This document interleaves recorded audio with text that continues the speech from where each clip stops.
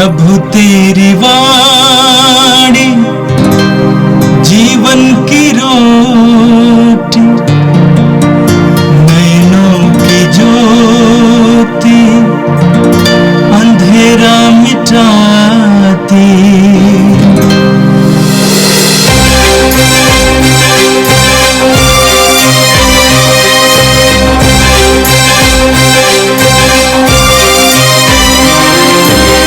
प्रभु तेरी वाणी जीवन की रोटी, नैनों की ज्योति अंधेरा मिटाती। प्रभु तेरी वाणी जीवन की रोटी, नैनों की ज्योति अंधेरा मिटाती। वाणी वाणी वाणी वाणी वाणी पवित्र है, शाश्वत है, जीवन का मन्ना है। 19 दिसंबर बृहस्पतिवार। पहला पाठ न्यायकर्ताओं का ग्रंथ, अध्याय 13, पद संख्या 2 से 7, 24 से 25। शोरा में दान वंश का मनोआह नामक मनुष्य रहता था। उसकी पत्नी बांझ थी, उसकी कभी संतान नहीं हुई थी। प्रभु का दूत उसे दिखाई दिया और उससे यह बोला, आप बांझ हैं, आपकी कभी संतान नहीं हुई, किंतु अब आप गर्भवती होंगी और पुत्र प्रसव करेंगी। आप सावधान रहें, आप ना तो अंगूरी या मदिरा पिएं और ना कोई अपवित्र वस्तु खाएं, क्योंकि आप गर्भवती होंगी और पुत्र प्रसव करेंगी। बालक के सिर पर उस तरह नहीं चलाया जाएगा, क्योंकि वह अपनी माता के गर्भ से ही ईश्वर को समर्पित होगा। फिलिस्तियों के हाथों से इस्राएल का उद्धार उसी से प्रारंभ होगा।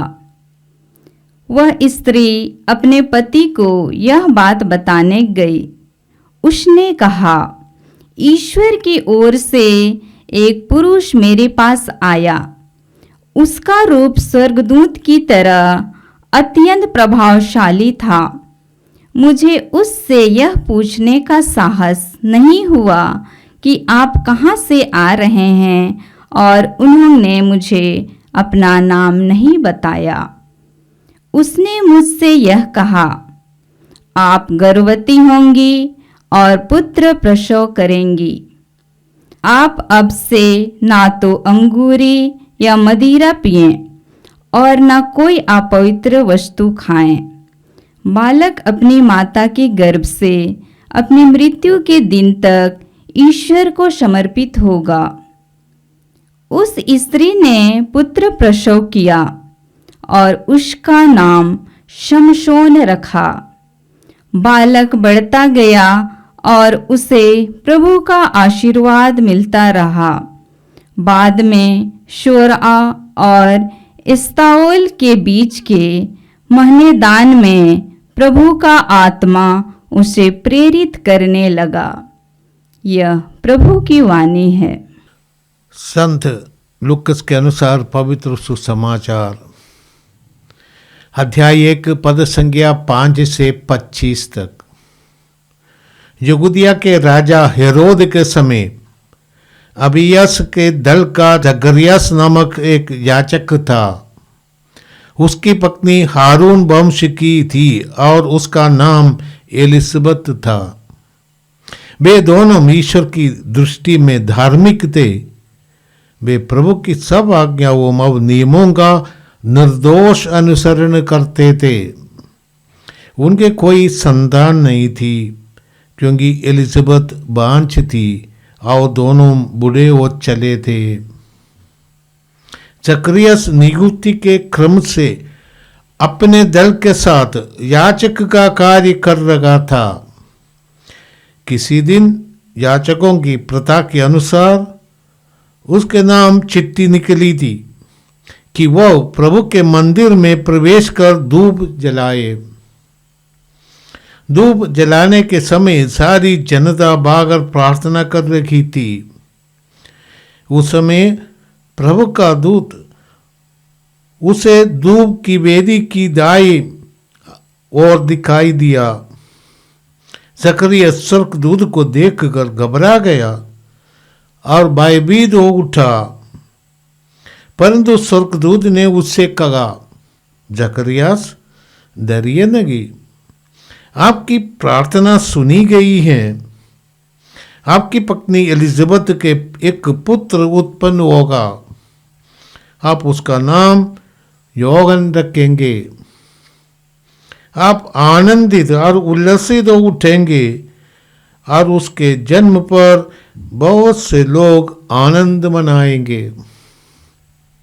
वह प्रभु की दृष्टि में मगन होगा, अंगूरी और मदिरा नहीं पिएगा। अपनी माता के गर्भ में ही वह पवित्र आत्मा से परिपूर्ण हो जाएगा और इस्राएल के बहुत से लोगों का मन उनके प्रभु ईश्वर की ओर उन्मुख करेगा। वह इलियस के मनोभाव और सामर्थ्य में प्रभु के आगे चलेगा, जिससे वह पिता और पुत्र का मेल कराए, स्वेच्छाचारियों को धर्मियों की सद्बुद्धि प्रदान करे और प्रभु के लिए एक सुयोग्य प्रजा तैयार करे। पर जकरियस ने स्वर्गदूत से कहा, इस पर मैं कैसे विश्वास करूं, क्योंकि मैं तो बूढ़ा हूं, अब मेरी पत्नी बूढ़ी हो चली है। स्वर्गदूत ने उसे उत्तर दिया, मैं गब्रिएल हूं, ईश्वर के सामने उपस्थित रहता हूं। मैं आपसे बात करने और आपको ये शुभ समाचार सुनाने भेजा गया हूं।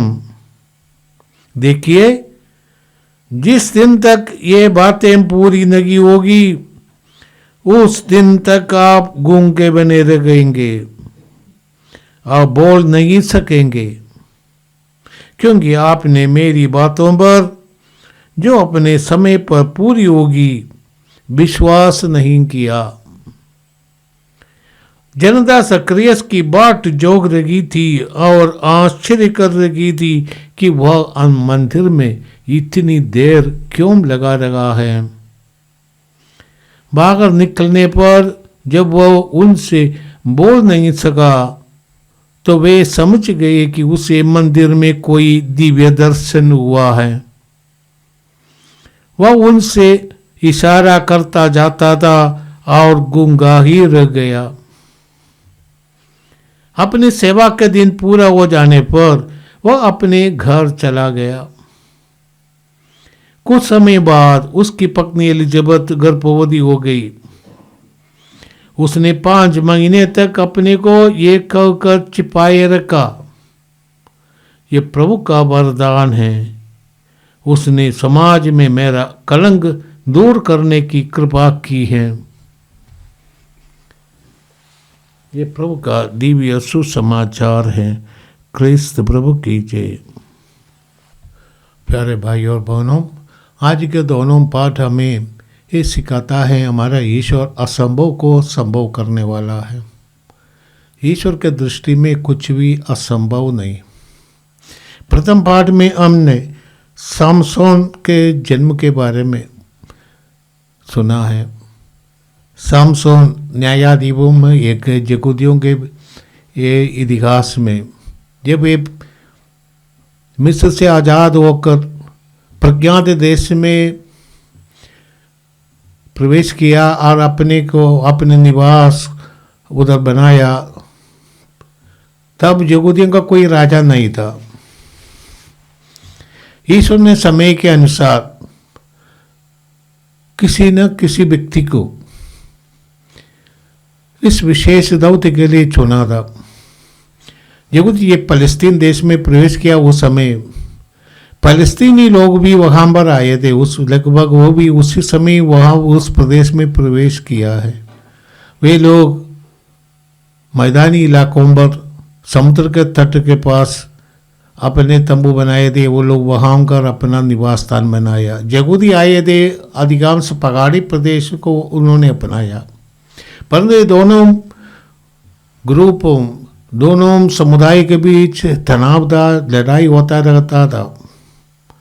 और ये लड़ाई के अवसर पर इन लोगों को नेतृत्व करने के लिए, इस्राएल की जनता के नेतृत्व करने के लिए ईश्वर किसी न किसी विशेष न्यायाधीश को चुने थे, नियुक्त करते थे। यहूदियों की परंपरा में 10 न्यायाधीश हुए थे, उनमें से एक है सामसोन, और आखिरी न्यायाधीश है सामुएल। सामुएल के बाद यहूदियों के लिए राजा मिला था। सबसे पहला राजा वो साउल, इसके बाद दाऊद। हम इसके बारे में बाइबल में पढ़ते हैं। आज सामसन के जन्म के बारे में पहला पाठ हमने सुना है। सामसन की माँ को चाहिए गर्भावस्था में उनको पवित्र रखना है और कोई भी अपवित्र वस्तु ना खाए, अंकुर या मदिरा ना पिए। और इतना ही नहीं है कि वो उनका बेटा वो नासरीन बनेगा। यहूदी परंपरा में नासरीन का यो प्रथा है।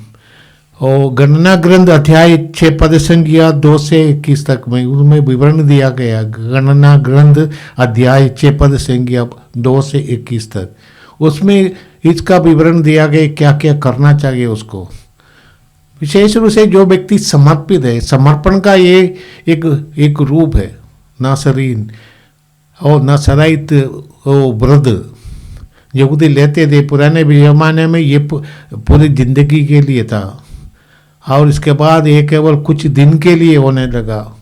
पुराने ज़माने में जो व्यक्ति नासराइत तो व्रत लिया है उसको हर प्रकार के अपवित्र चीज़ों से अपने को अलग रखना है, विशेष करके मदिरा इत्यादि से। और ऐसा ही उनका जन्म हुआ था सामसन का। हम जानते हैं सामसन को विशेष काम के लिए चुने थे और वरदान भी दिया था। सामसन की ज़िंदगी से लेकर उनके मृत्यु तक की बात हमें बाइबल में मिलते हैं। सामसन को ईश्वर ने इसलिए चुना विशेष काम के लिए, पर और उसने काम करता रहेगा जब तक अपने वासना के अनुरूप वो प्रभु से अलग हो गया, विनाश की ओर गया, अपने को वो डुबा दिया। उसी तरह दूसरी एक कहानी है आज के सुसमाचार में। लुकस ने हमारे लिए 2 ग्रंथ लिखे। एक तो है लुकस के अनुसार सुसमाचार, दूसरा है प्रेरितों का कार्यकलाप, वो भी लुकस ने लिखा है। उसने अपने आमुख में, अपने जो ग्रंथ के शुरुआत में हमें समझाते हैं कि मैंने ये सब जानकारी पाकर सब लोगों से इकट्ठा करके मैंने लिखा है। तो कुछ हिस्टोरिकल बैकग्राउंड वो देते हैं। आज के सुसमाचार में भी लुकस हमें अपना परिचय देते हैं, अपना मैंने संदर्भ का परिचय देते हैं। उस समय यहूदिया का राजा हेरोद था और अबियास के दल का जकरियास नामक एक याजक था। मंदिर में सेवा करने के लिए हारून के वंश के लोगों को ही पुरोहिताई दिया जाता था। ये जन्म से पुरोहित बनते थे। जैसे हमारे देश में है जो पंडित लोग जो पुरोहित का कार्य करते आए हैं और दूसरे लोगों को पुरोहित बनने के लिए नहीं देता था। और यहूदियों में भी यही हारून के वंश के लोग ही पुरोहित बनते थे। दूसरे लोग बाहर पवित्र स्थान के बाहर, कर्टन के बाहर खड़े होकर प्रार्थना करते थे। ऐसा ये जकरियास को ये वरदान मिला। जकरियास का अर्थ है कि ईश्वर ने मुझे याद किया है। जकरियास, यावे ने मेरा स्मरण किया। और उनकी बीबी थी एलिजबेथ। एलिजबेथ का अर्थ है कि ईश्वर ने प्रतिज्ञा की है। तो एलिजबेथ उनकी बीबी वो भी बांझ थी, जैसे सामसन की माँ बांझ थी। इब्राहिम की बीबी सारा बांझ थी। अरे बांझ व्यक्ति के जीवन में नया जीवन आना एक कृपा की बात है।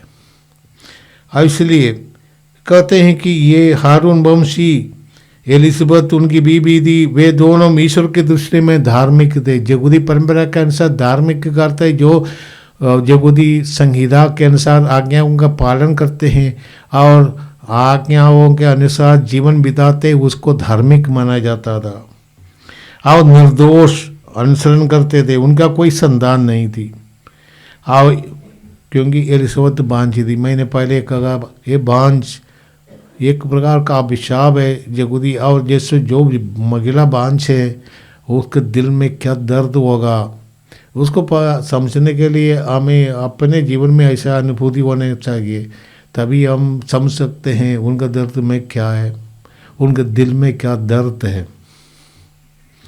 जकरियास की नियुक्ति उनके क्रम के अनुसार, जैसे मैंने कहा ये इतिहास ग्रंथ अध्याय 24 में जो क्रम दिया गया है उसके अनुसार जकरियास को चांस मिला मंदिर में धूप चढ़ाने के लिए। ऐसे धूप चढ़ा रहे थे तब ईश्वर का दूत उनको मंदिर के अंदर प्रवेश करके उनको दर्शन दिया। जकरियास प्रधान विधान का एक व्यक्ति है और उनका जीवन मंदिर और कर्मकांड से जुड़े हैं। कल के पाठ में हम सुनेंगे यही स्वर्गदूत गब्रिएल माँ मरियम को दर्शन देती है, एक कुंवारी कन्या के पास आकर दर्शन देते हैं और कहते हैं कि आप पुत्रवती होगी क्योंकि आप में पवित्र आत्मा सर्वोच्च ईश्वर की शक्ति उन पर छाए रहेगा। ये नया विधान और जकरियास पुराना विधान है, दोनों का फर्क हम देखते हैं ये आज और कल के पाठ के अंदर। आज के पाठ में ये जकरियास को बताया गया कि जकरियास डरिए मत, आपकी प्रार्थना सुनी है। और जकरियास को 4-5 बातें प्रभु के दूत ने बता दिया। उनमें से एक है कि आपकी पत्नी एलिजबेथ को एक पुत्र मिलेगा, वो पुत्र प्रसव करेगी और ये पुत्र का नाम आप जौहन रखेंगे। जौहन का अर्थ है ईश्वर का दान, ईश्वर का देन, ईश्वर का प्रसाद जो ईश्वर ने हमें खुशी से दिया है वही है जौहन। हिंदी में हम लोग जौहन कहते हैं और यहूदी जोगन्नान कहते हैं। जोगन्नान वो ईश्वर का द्वारा दिया, जावे के द्वारा दिया गया उपकार है। और कहा कि आप आनंदित हो उठेंगे, उल्लसित हो जाओगे और उसके जन्म पर बहुत लोग आनंद मनाएंगे।